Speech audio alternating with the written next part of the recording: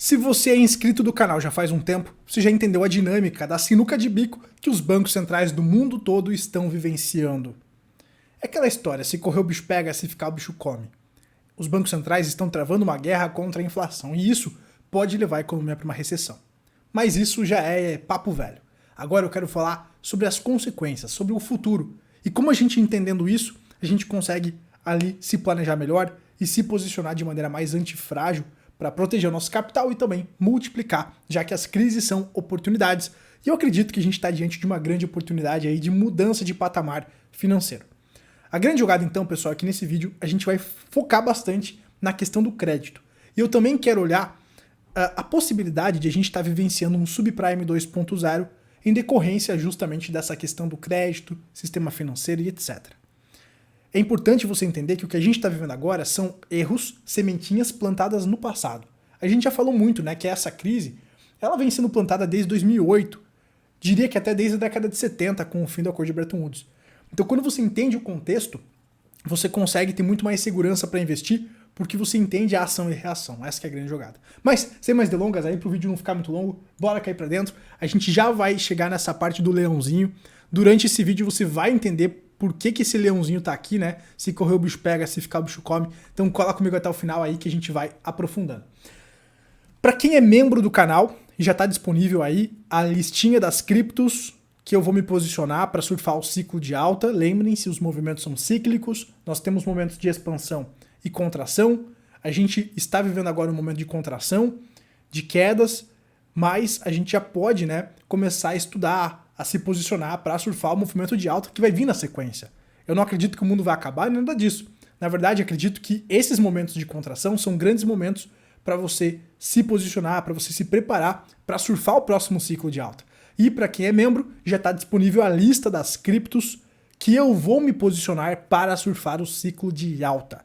Você que quer se tornar membro, aqui embaixo do vídeo, pelo próprio YouTube tem o botãozinho Seja Membro. Se não aparece pelo celular, vai no computador. E lá eu vou disponibilizar as Big Caps, as Mid Caps e as criptos pimentinhas, que eu acredito que serão explosivas aí no próximo ciclo, beleza, pessoal?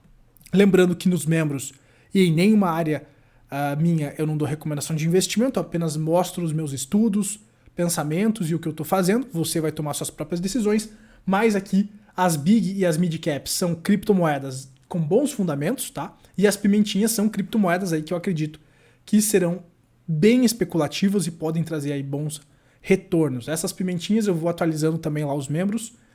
E as Big Mid Caps são criptos ali para posicionamento um pouco mais de longo prazo dentro do ciclo das criptos ali. Beleza, pessoal? Muito bem. Então tá feito o convite. Bora entender o contexto atual, né? Que é um contexto que a galera fala, pô, Gabriel, você é o profeta do apocalipse. Não é que eu sou o profeta do apocalipse, é porque os indicadores me apontam que a gente está vivendo uma contração. E graças a esse conhecimento de ciclo, eu pude me proteger das quedas e conseguir ajudar centenas de capitalistas malvadões a também proteger o capital das quedas. E agora esses capitalistas têm caixa para dar grandes tacadas e surfar o próximo ciclo de alta para mudar de patamar. Essa que é a grande jogada, né? Então, pessoal, ainda vejo que a gente tem algumas tretas para enfrentar, mas lembrem-se, as crises são oportunidades. Depois dessa treta, a gente vai surfar momentos de bonança. Mas agora é a hora da plantação, é a hora da preparação, hora de estudar os projetos para você se posicionar ou ir se posicionando, né, se você tem um apetite ao risco maior.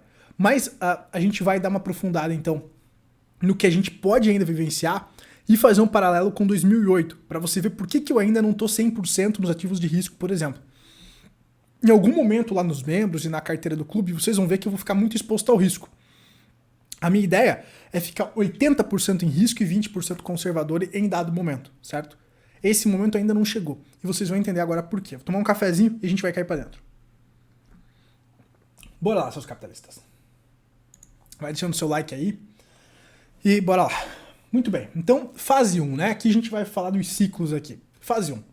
Há pouco mais de um ano, o Fed começou a aumentar as taxas de juros para combater a inflação. 9 meses atrás, eles gradualmente começaram a reduzir o seu balanço também. Lá o balanço do Fed, né? Que a gente brinca que é o tapetinho de merda. Infelizmente, ambas as ações foram cerca de um ano atrasadas. Por quê? Porque aí sementinhas do capiroto que foram plantadas, né?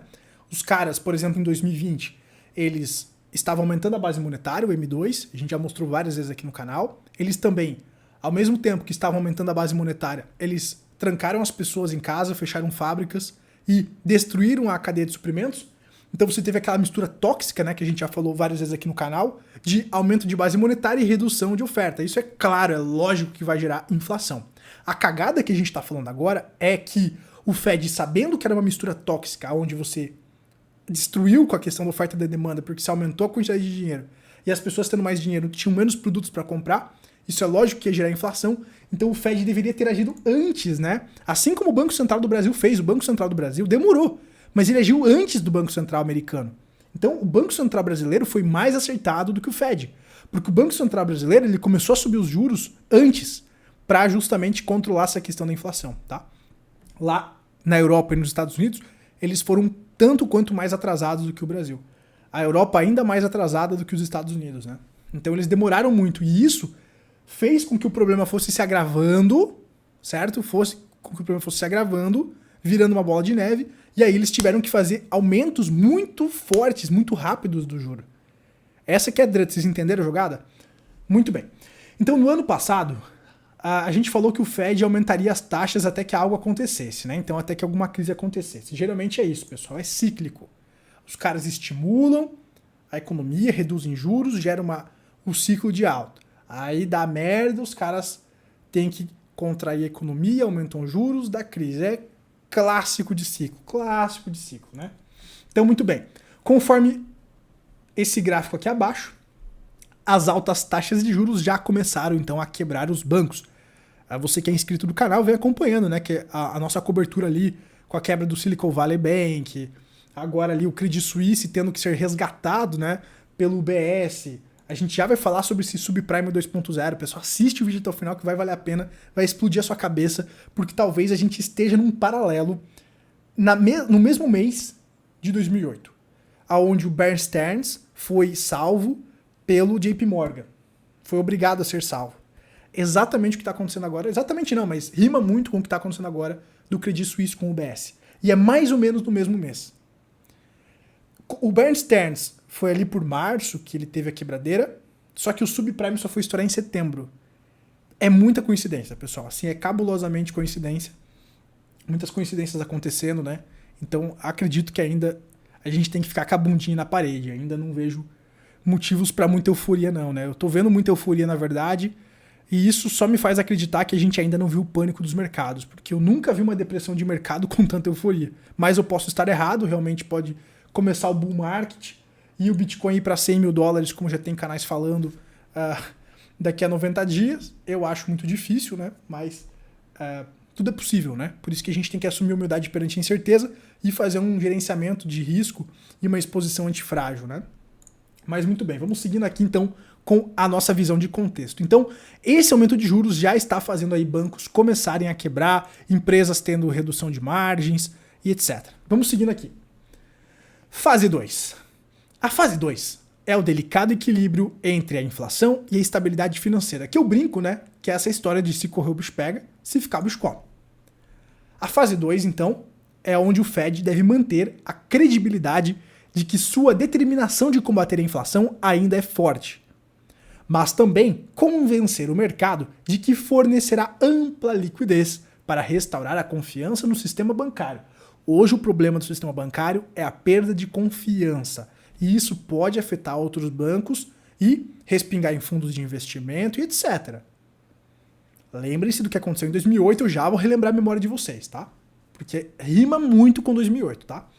Então, preocupa-nos de que a manutenção de um equilíbrio entre esses objetivos opostos seja repleta de riscos. Se o Fed se inclinar demais para a estabilidade financeira, a retomada dos temores de inflação pode assustar os mercados. Nesse caso, os rendimentos dos títulos e os preços das commodities aumentarão e inflamarão ainda mais a crise bancária. Isso aqui eu destaco para vocês porque você tem que entender as correlações e quais ativos se beneficiam em cada cenário. Num cenário inflacionário, eu acredito que as criptomoedas vão explodir e os metais também, por exemplo. Aqui eles destacam bastante as commodities. Agora, num cenário de contração, aí outros ativos se beneficiam e por aí vai, né? A gente tem que entender, né, quais ativos se beneficiam em cada cenário, para que a gente possa, por conta própria, tomar as nossas decisões com mais assertividade. Então, por outro lado, a crise bancária pode se espalhar rapidamente se o Fed não fornecer liquidez suficiente, porque se preocupa demais com a inflação. Então essa é a sinuca de bico. Vamos avançando aqui. Padrões de empréstimos mais rígidos igual recessão, pessoal. Como se equilibrar duas forças opostas não fosse complicado o suficiente, agora parece que os eventos bancários recentes aumentam significativamente as chances de uma recessão. Agora é que o bicho começa a pegar fogo nesse vídeo, seus capitalistas. Após os acontecimentos da semana passada, das quebradeiras de bancos aí, os bancos não têm escolha senão reforçar os seus balanços. Consequentemente, eles vão apertar os padrões de empréstimos, tornando o empréstimo mais difícil e mais caro, pessoal. Aí que tá o crédito começando a secar, vai respingar nos fundos de investimento, nas empresas e etc. Então a gente não pode ignorar isso. A gente fica olhando só a questão dos bancos, mas as pessoas, pessoal, eu não tô vendo os canais observando as consequências disso. As outras peças que vão caindo por conta dos respingos, tá? Então aqui o que a gente está falando agora é sobre os padrões de empréstimos se apertando, o dinheiro secando e isso afetando outros negócios, não só os bancos. Então é isso que a gente está observando aqui. Vamos seguindo. Esse gráfico que está na sua tela mostra a correlação entre os padrões de aperto e spread de títulos corporativos de alto rendimento. Os spreads de títulos de alto rendimento são um bom proxy para empréstimos bancários. Com base no gráfico de dispersão, é provável um aumento de 2,5% nos spreads de títulos corporativos. Além disso, a estimativa pode estar subestimada, pois os padrões de empréstimo ainda não refletiram os eventos recentes das quebradeiras do banco. Então esses spreads podem ser aí ainda maiores, pessoal. E aí o crédito vai secando, vai ficando mais caro, vai complicando para todo mundo, né? Vamos seguindo aqui com mais dois indicadores mostrando esse cenário, pessoal. Presta atenção que o vídeo é baseado em indicadores, não são ideias, teorias da minha cabeça. A gente está olhando indicadores da macroeconomia, do sistema bancário, indicadores avançados, que a gente está disponibilizando de graça para que você entenda o que está acontecendo, para que você possa compreender o contexto. E com base nesse contexto, você possa gerenciar de maneira mais inteligente aí os seus investimentos, as suas exposições, tá? Então aqui são os riscos, pessoal. Então, Gabriel, por que você não entra 100% nos ativos de risco agora? Porque ainda nós temos riscos no sistema que podem respingar nos preços, tanto dos ativos de bolsa de valores quanto criptomoedas, tá? Bom, vamos seguindo aqui. Esse gráfico aqui, não, cara, esses gráficos são lindos aqui. Oh, deixa o like aí, seu capitalista. Deixa o like, compartilha para geral aí e vamos seguindo aqui, ó. Olha que gráfico lindo, meu. O gráfico destaca a relação robusta entre padrões de empréstimos mais rígidos e recessões. Ou seja, o crédito secando, existe um padrão histórico. Então nós estamos comparando com recessões no passado, com eventos históricos, e você está vendo que existem correlações, tá? Então o gráfico destaca, esse gráfico aqui que eu estou circulando no mouse, o primeiro, destaca a relação robusta entre padrões de empréstimos mais rígidos e recessões. O crédito, quando seca, é um sinal de recessão, gerando recessão. Aqui você vê, por exemplo, lá em 2000, esse indicador disparando, né, o crédito secando e gerando a crise lá de 2000, né, das .com. Aqui 2008 também, subprime, o crédito seca, e aqui coincide justamente com a recessão. 2020, mas 2020 eu não considero porque teve todo aqueles fechamentos, aquela impressão de dinheiro, isso distorceu muito a economia, e agora a gente vai pagar o preço dessa distorção. E nós estamos vendo agora 2022, 2023, esse crédito secando. E, né, pessoal, ainda o Neighbor lá dos Estados Unidos, que é o órgão que oficializa as recessões, ainda não oficializou, mas esse indicador, se a gente fosse olhar o passado, esse indicador aí, nos próximos meses, poderia estar antecipando, né, uma recessão que poderá ser oficializada aí nos próximos meses. A gente não tem bola de cristal para saber a data e se vai acontecer. O que eu posso trazer para vocês é o indicador e olhar o histórico desse indicador. Várias vezes aqui no canal já trouxe indicadores e a gente estudou o histórico e vários coincidem aí com indicadores antecipando que a gente pode estar prestes a vivenciar uma recessão, e isso é claro que vai afetar os ativos, vai rolar busca de liquidez, e quem estiver preparado vai se dar muito bem, né? Vamos seguindo aqui. Vou tomar um cafezinho para falar desse outro gráfico aqui, vamos lá. Esse outro gráfico aqui, seus capitalistas, mostra que os principais indicadores econômicos caíram por 11 meses consecutivos. Nunca foram vistos 11 meses consecutivos de quedas mensais no indicador sem que a economia estivesse ou caminhasse para uma recessão, seus capitalistas. Então existem vários indicadores apontando que nós estamos desacelerando.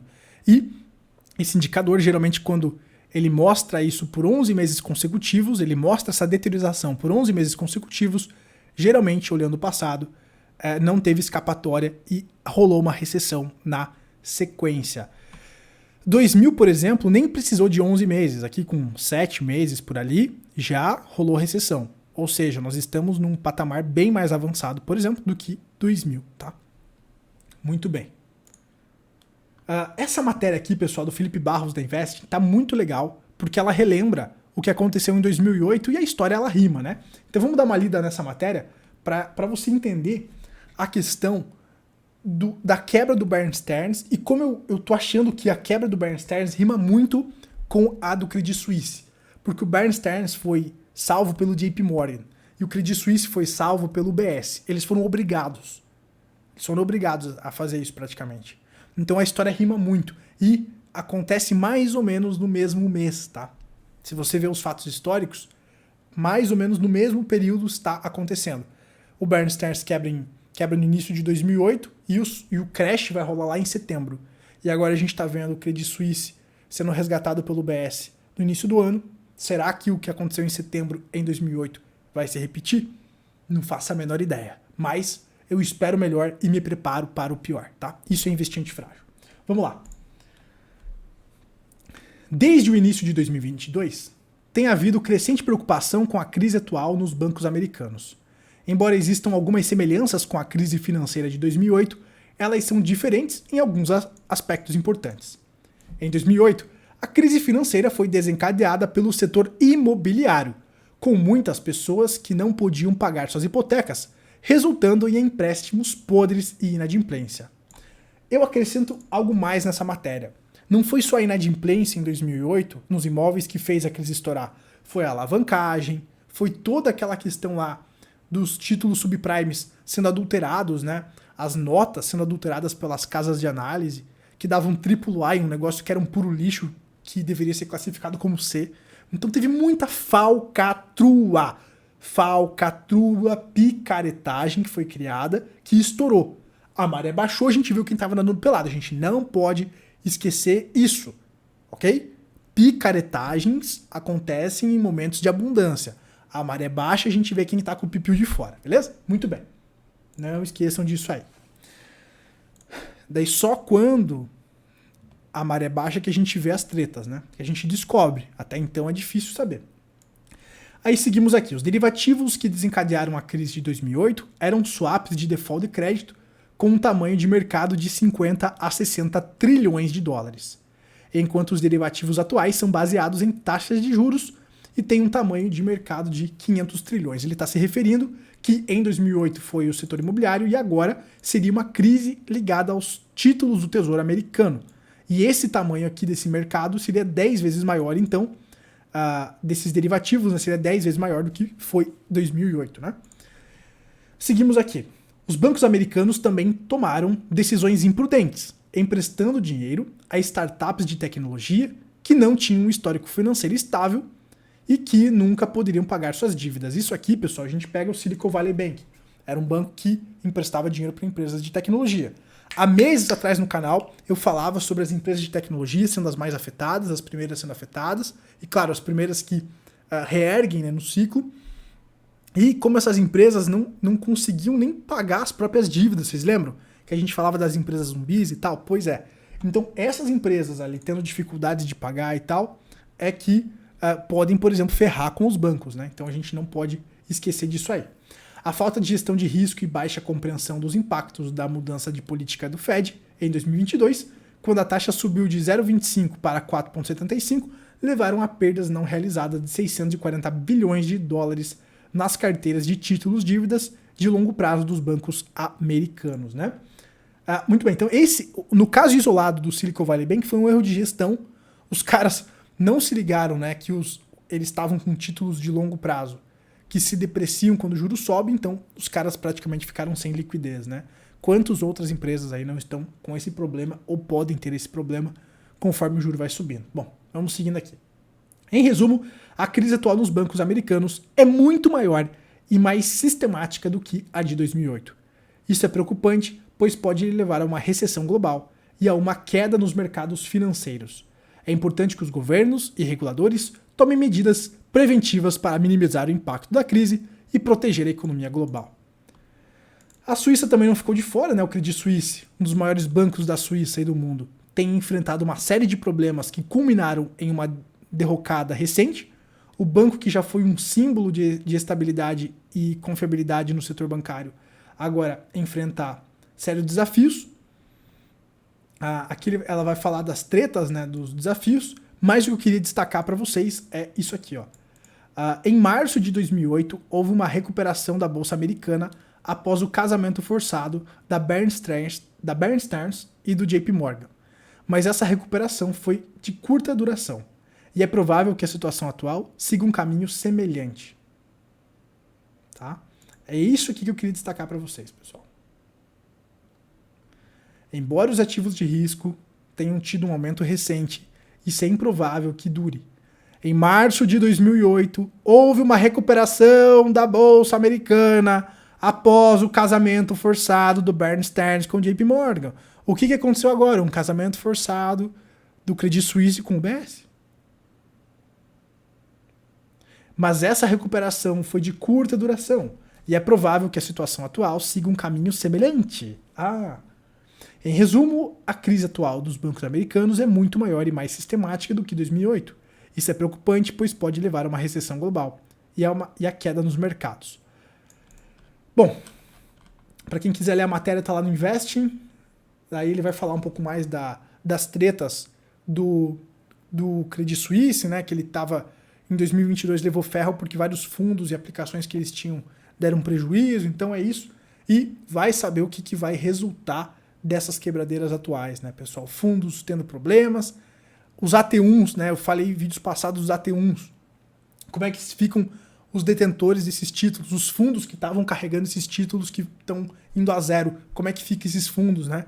Então, com o tempo, eu acredito que a gente vai vendo as tretas ou não, né? Pode ser que tudo suba e seja auto-infinita, mas eu acho improvável, porque tem muita treta ainda para estourar, seus capitalistas. E como a gente acabou de ler aqui, em março de 2008, houve uma recuperação da Bolsa Americana após o casamento forçado da Bear Stearns e do JP Morgan. A Bear Stearns estava quebrando, os caras foram lá salvar os caras para evitar uma crise geral. Mas essa recuperação foi de curta duração e é provável que a situação atual siga um caminho semelhante, ou seja, eles tentaram estancar com Durex o problema e na verdade não adiantou. Deu uma sobrevida, mas o negócio era tão grande, a sujeira começou a estourar que não teve como segurar, né? Então é isso que a gente tem que observar, beleza, pessoal? Então, se correr o bicho pega, se ficar o bicho come, né? A gente tem o problema da inflação, quanto mais os juros permanecerem elevados para combater a inflação, mais problemas a gente vai tendo, mais fragilidades a gente vai vendo aparecer, né? Então aí é um momento bem complicado. Mas se você não resolver o problema da inflação, desse bichinho da inflação, a inflação ela vem com tudo e pode ser bem problemática, né? Então é aquela história. Se correr o bicho pega, se ficar o bicho come. O que vai resultar disso? Um reset financeiro? Um subprime 2.0 que nem a gente leu agora? São cenas para os próximos capítulos. E se vocês querem que eu fale mais sobre essa ideia do reset financeiro aí, pessoal, deixem nos comentários, quem sabe, se tiver bastante interesse, eu gravo um vídeo aí falando sobre o que eu acho que vai ser o catalisador do reset. Na década de 70 a gente teve um reset, que foi o fim do padrão ouro, né, da conversibilidade do dólar em ouro, e eu acredito que, quem sabe não nessa crise, mas na próxima a gente tem um reset financeiro também. Eu tenho as minhas teorias, né? Se vocês quiserem que eu compartilhe com vocês, é só deixar nos comentários, beleza, pessoal? Bom, vale lembrar que o presidente Bush, em 2007, falou que a economia estava boa e a gente viu o que aconteceu em 2008. E agora, em 2023, isso se repete. Eu até postei isso lá no Telegram aberto, né, do canal, mas eu quero comentar com vocês, né, pessoal? O Biden falando a mesma coisa, galera, a economia é forte, tá tudo certo, né? Exatamente as coisas se repetindo ali de 2007. Será que vai se repetir mesmo ou são apenas coincidências? Aí eu deixo com vocês. Na dúvida, faça uma gestão antifrágil da sua carteira para você se beneficiar das altas e baixas do mercado. Grandes oportunidades surgem nas crises, mas lembrem-se que as crises são coletivas e a prosperidade é individual. Apenas indivíduos prosperam. Então, a gente precisa estudar para conseguir aí tomar as melhores decisões, né? E aí o tempo dirá quem conseguiu performar legal ou quebrou no meio do caminho. A gente se vê na próxima, seus capitalistas malvadões. Se você gostou, deixa seu like aqui embaixo, se inscreve no canal para não perder os próximos vídeos e compartilha para geral aí nos grupos do WhatsApp. Forte abraço, tchau, tchau.